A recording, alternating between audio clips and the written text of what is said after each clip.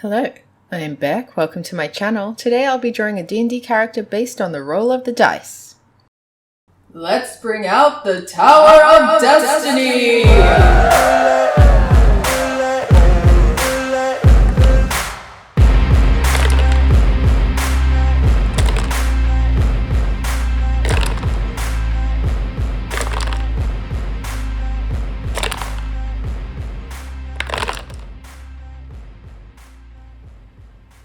So we have a unicorn cleric. Now I chose a unicorn because I basically looked at the class and worked backwards. So a cleric is a holy person. They're a healer. They have a strong connection to a god of some sort.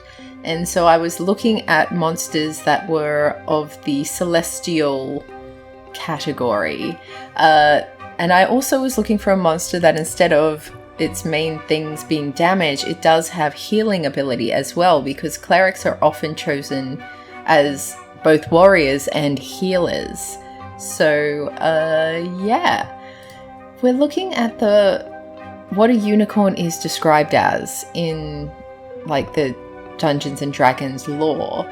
They're said to dwell in enchanted forests. Unrelated to the horse it resembles, a unicorn is a celestial creature that wanders sylvan realms, its white form glimmering like starlight.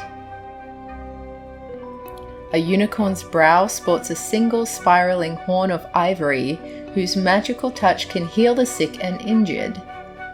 Its ears catch words and whispers from the creatures that share its domain, and it knows the tongues of elves and sylvan folk. Unicorns allow good-hearted creatures to enter their woods or hunt or gather food, but they hold evil ever at bay. Foul-hearted creatures seldom leave a unicorn's domain alive.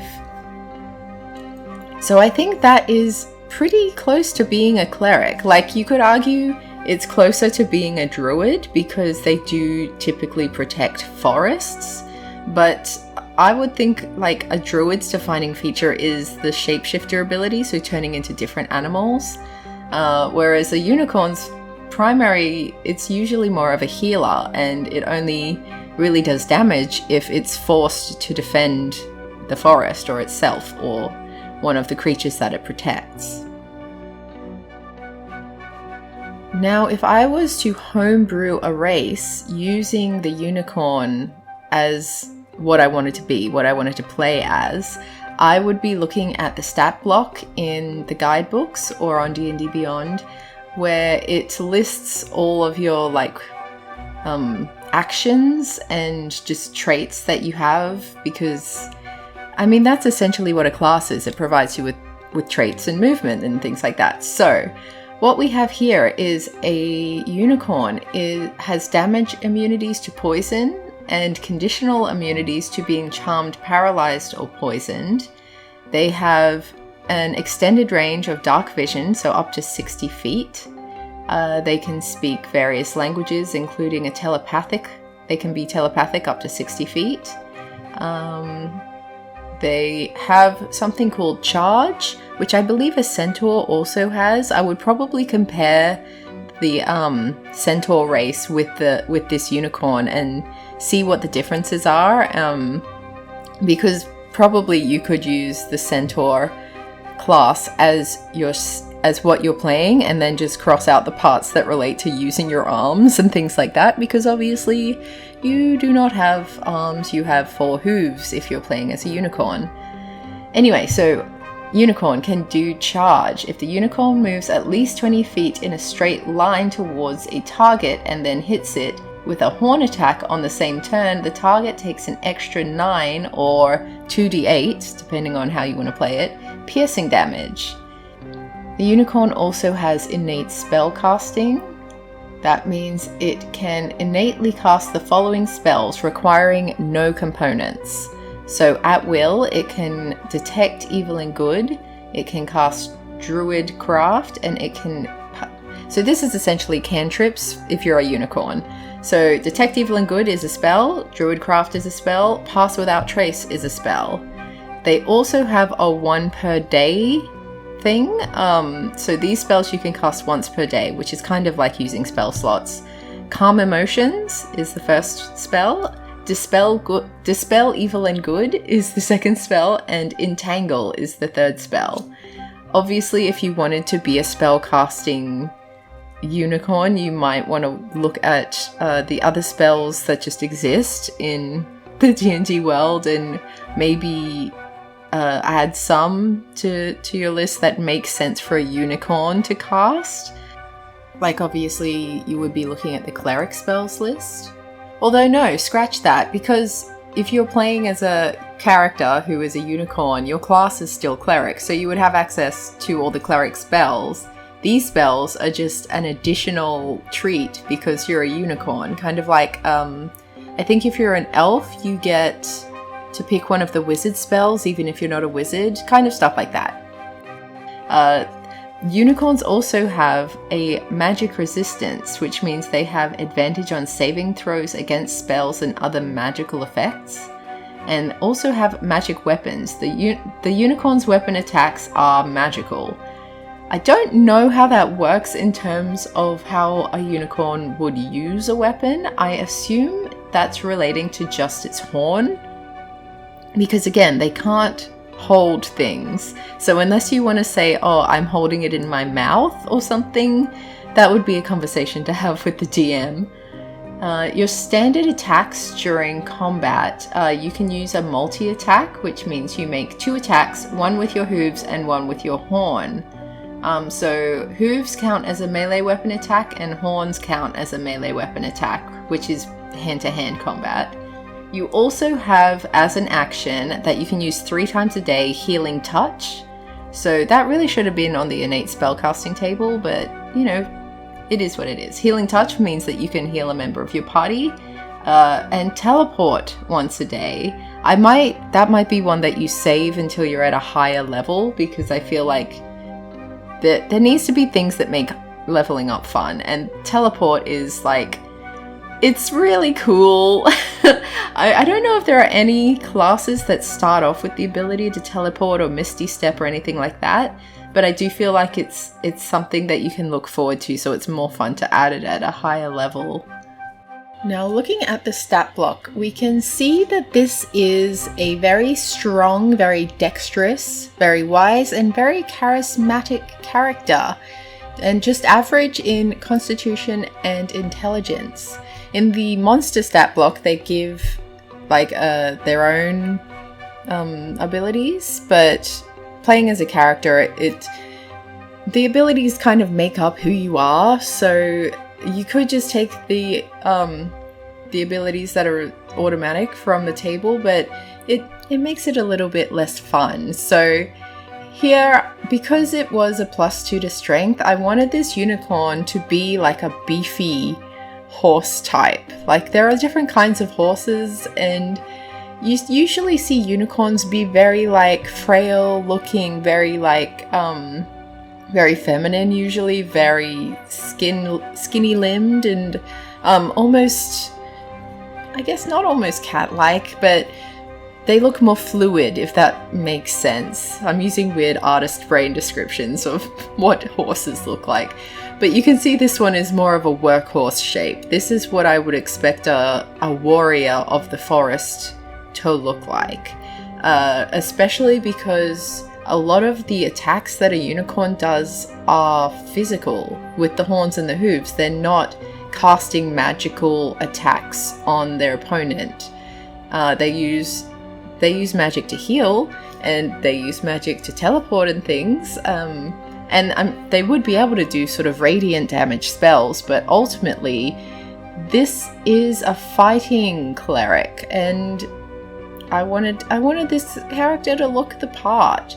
So yeah, dexterity wise, I don't know how to illustrate that on a unicorn, on a horse type creature, but it's good with stealthiness, even though it is a creature described as glowing. Not like radioactive glowing, but glowing in the moonlight kind of glowing.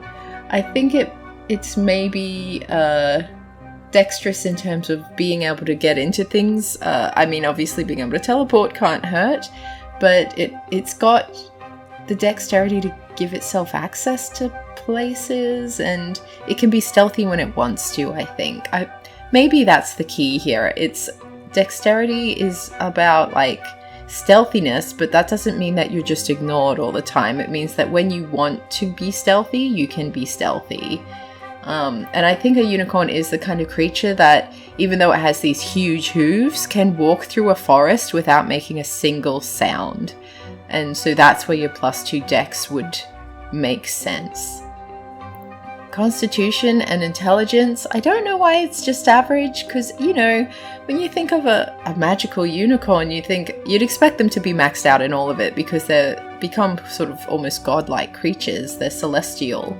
But this one's not a celestial per se. This one is maybe it's in training, maybe it's working its way up to become the guardian of the forest, maybe it's quite a young buck, but it needs to gain some experience. It hasn't had a lot of long nights where it would build up its constitution. It hasn't been all over the world eating strange and mysterious foods or ingested poisons that it then needs to metabolize.